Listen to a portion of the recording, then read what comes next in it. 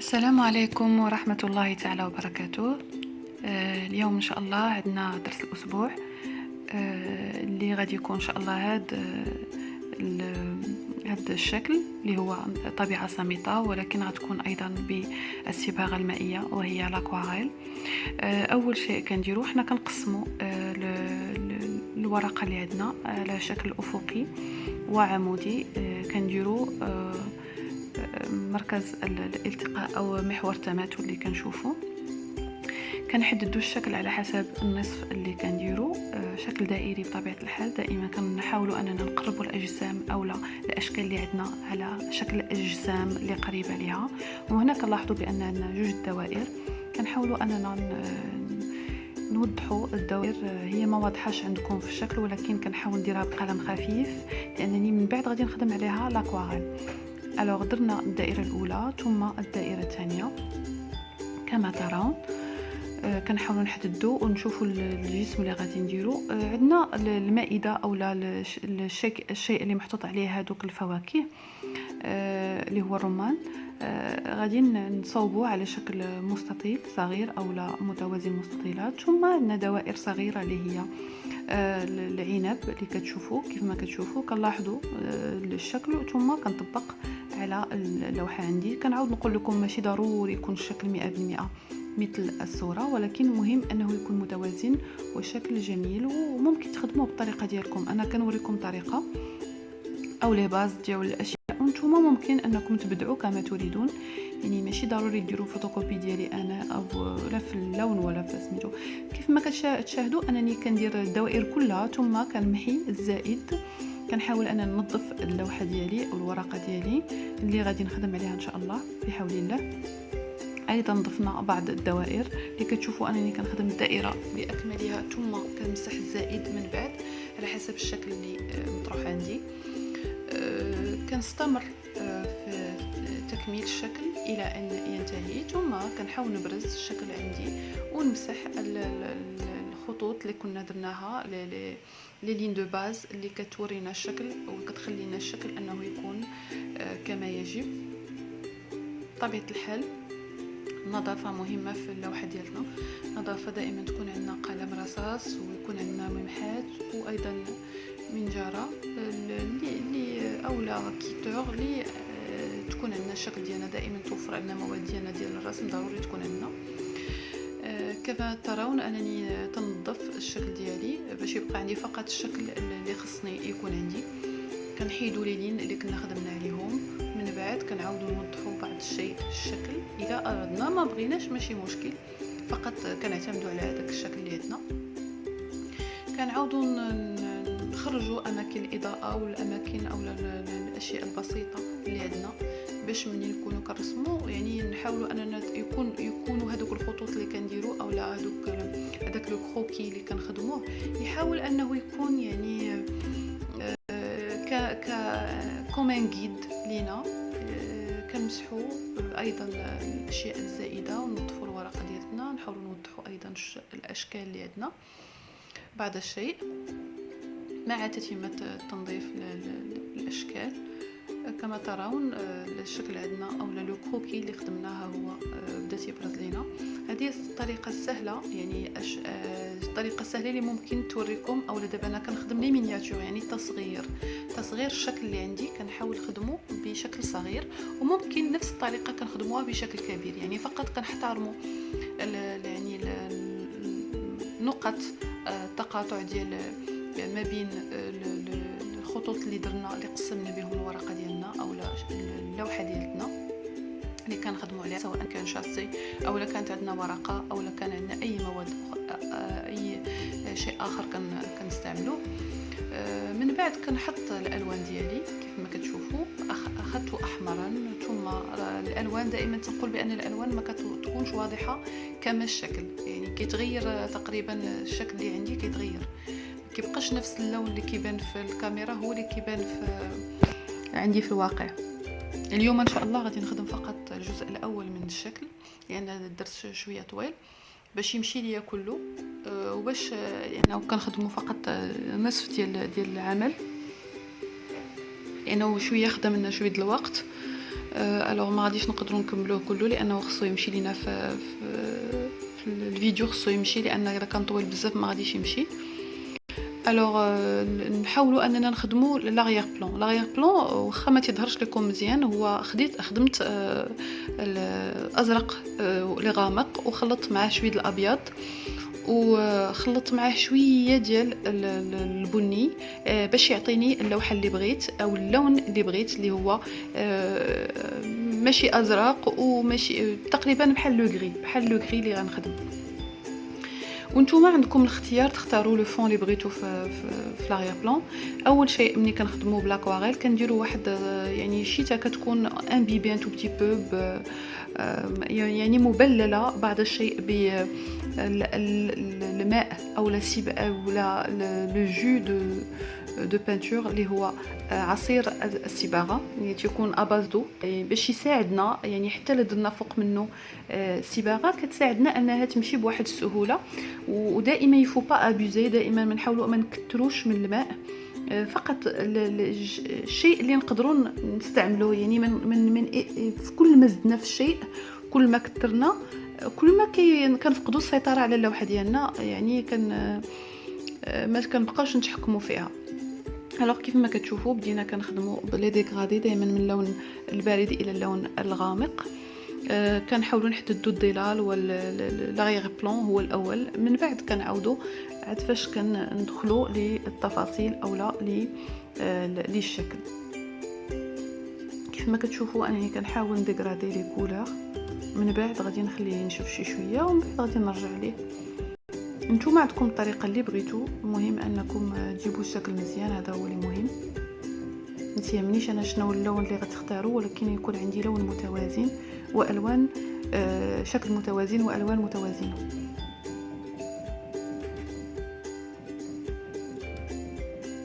كنتمنى ان هاد الدروس يكونوا كيفيدكم بعض الشيء. كما سبق وقلت فإن هذه الدروس يعني موجهة أيضا لتلاميذي في المرتبة الأولى، لأنهم تيخدموا السبت، يوم السبت في هذا رمضان. قررنا باش نديروا يوم السبت إن شاء الله يكون حضوري، ويوم الأحد تيكون عن بعد. فهما يعتمدون على نفسهم، ملي كيشوفوا لا فيديو كيلاحظوا من بعيد، يعني تكون عندهم داك المبادره بوحدهم تيشتغلوا، يعني بدون معلم فقط بالفيديو، و ميم طون كيتشجعوا وكيستافدوا ناس اخرين. لان هذا قلت انا يعني الفيديو مديور لما لا يستافد الناس، كلشي يستافدوا معنا لما لا. الوغ كيف ما شفتوا حنا درنا بعض الالوان الخفيفه ثم كنبقاو نغمقوا الى ان نصل الى اللون اللي بغينا. فقط هادو الوان اولى من بعد غادي نرجع ليها وغادي ان شاء الله يتفينا. يعني فقط كنحاول نرسم هذيك اللوحه او الخشبه اللي كاينه، واحد النوع ديال بحال الطاوله اولا تنقولوا حنا القرطه باللغه المغربيه، اللي هو واحد القطعه من الخشب اللي كتكون مخصصه لتقطيع اولا لوضع بعض الاشياء. دائما كنحاولوا نساعدوا بقليل من الماء في الشتاء، اولا كننظفوا الشتاء ديالنا وكنبقاو تابعين الشكل.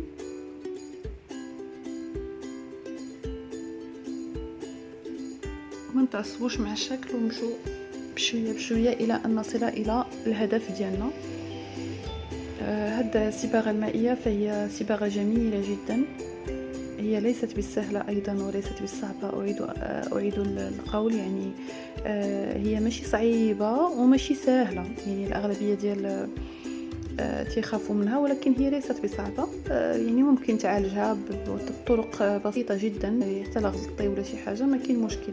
كيف ما كتشوفوا انني كنحاول ندير هذاك لو جو دو بانتور على لا سيرفاس كامله ديال اللوحه اولا ديال الشكل اللي عندي، وكنخلي الاماكن ديال الظل ما كان نديرلهمش هذاك لو جو، لانه هو اباز دو بلون. الوغ تتكون دائما الابيض هو اللي غالب عليهم في اماكن الاضاءه، فتنخليهم ما كنديرلهمش هذاك العصير ديال اللون اللي تيكون ابازدو، اللي تيكون يعني اساسه الماء، باش يقدر انا باش من بعد نبغي نخدم تتكون عندي واحد السلاسه في العمل ديالي، وكيتساعدني باش الصباغه تمشي معايا كيف ما بغيت.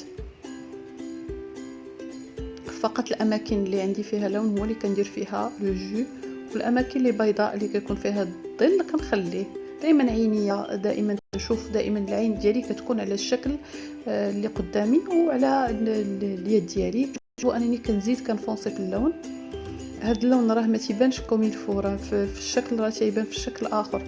كيف ما غتشوفوا انا غادي نضيف هاد لو روج بريك، سي ان روج بريك يعني احمر، كنقولوا حنايا ما عرفتش باللغه العربيه شنو كنقولوا له.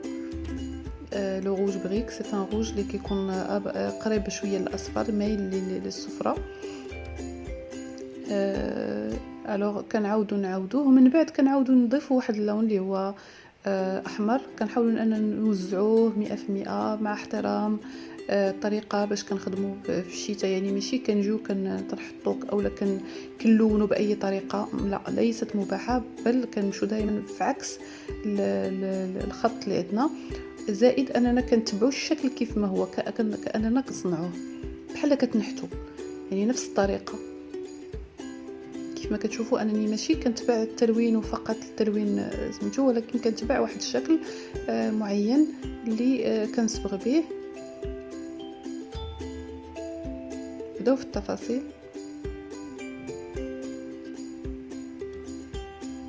الى ان يكون عندنا شويه الصبر للوحه ديالنا، لان الصبر مهم جدا في العمل ديالنا. كما كتشوفوا كيفاش طريقه التلوين يعني كتطلع عكس الشكل اللي بغينا، الخط اللي عندنا. زائد يعني بحال كتصنع هذاك الشكل، يعني كتطلع كانك كتلون بشكل دائري، شكل دائري ضد عكس الخط اللي تيكون عندك ديال اللي كتحيط به الشكل ديالك اللي صوبتيه في الاول في الكروكي.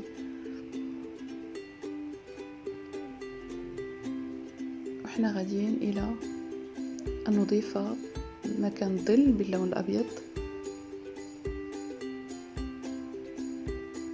شويه بشويه، يعني ما تجيناش هذاك الاحباط نقولوا لا الشكل ديالنا باقي ما خرجش، ولكن فقط بشويه بشويه يعني، وانت غادي وانت كتصنع في الشكل ديالك الى ان ينتهي. حتى حاجه ما كتجي في المره الاولى، بل بالتدرج. الانسان ماشي بيكبر راه ماشي كبرش في مره واحده، يعني كل مره كيتزاد فيه شويه الى ان يكتمل. سبحان الله، يعني الزربه ما كاينلاش، بشويه بشويه الى ان نصل الى العمل ديالنا. انا كنامن بهذه القضيه، يعني بالنسبه لي انا ما تنبغيش نزرب في الشكل ديالي قد ما كنبغي ندخل العمل ديالي.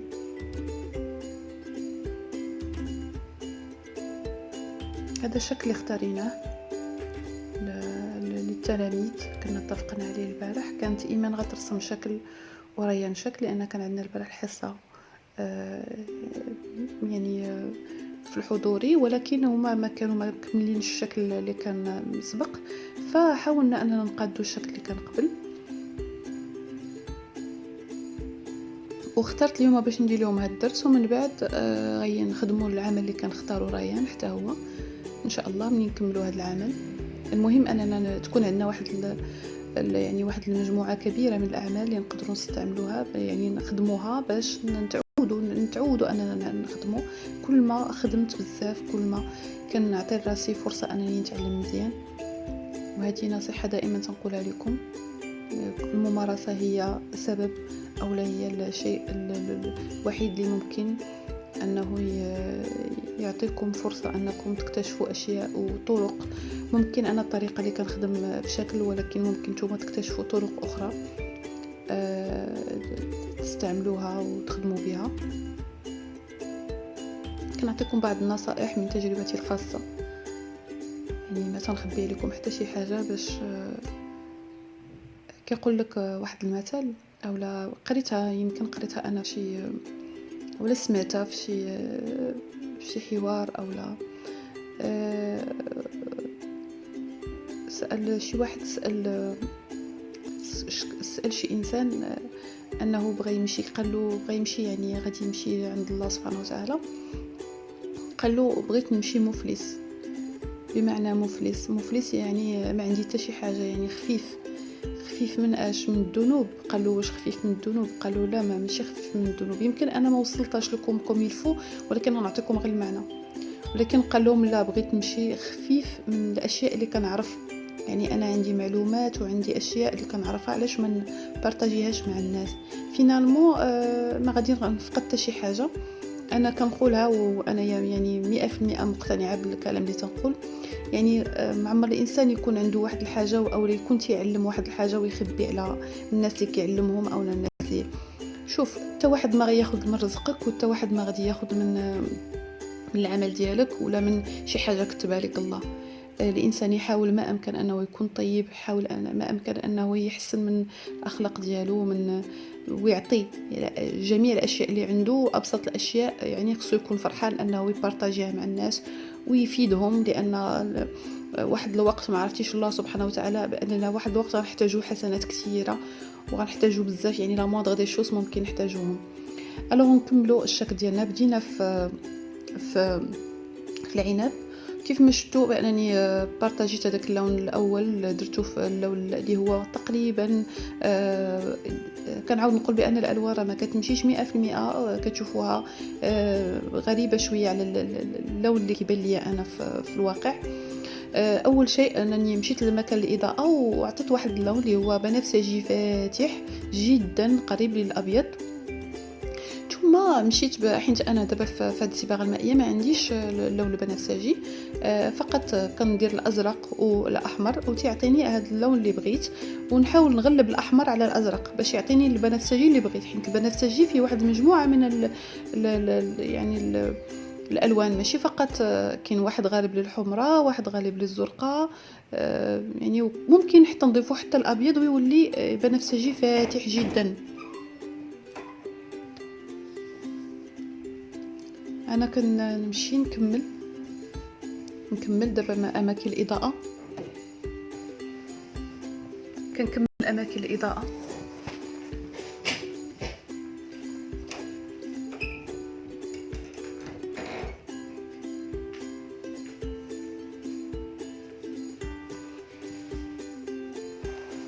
كما قلت اليوم ان شاء الله ما غاديش نكمل الدرس كامل، فقط هذا درس الجزء الاول ان شاء الله.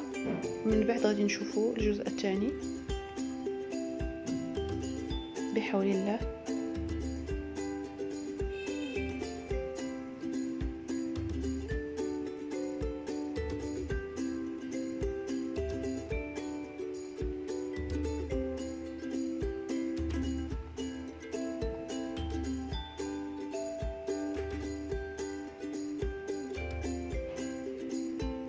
السلام عليكم ورحمة الله تعالى وبركاته.